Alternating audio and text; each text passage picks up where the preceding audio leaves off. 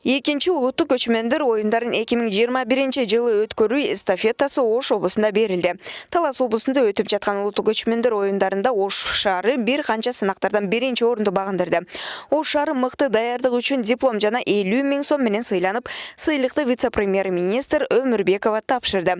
Ош шаарына ыйгарылган номинациялар: көчмөндөрдүн улуттук тамак аштары номинациясында биринчи орун, салтуу кийим-кечилер номинациясы боюнча биринчи орун, театрлаштырылган каада салттар көрсөтүү номинациясында экинчи орун, улуттук ырби номинациясы боюнча экинчи орунду алышкан.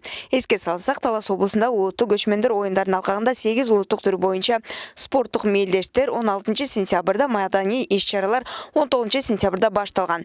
21 сентябрда жыйынтыктоочу салтанаттуу азем болуп өттү.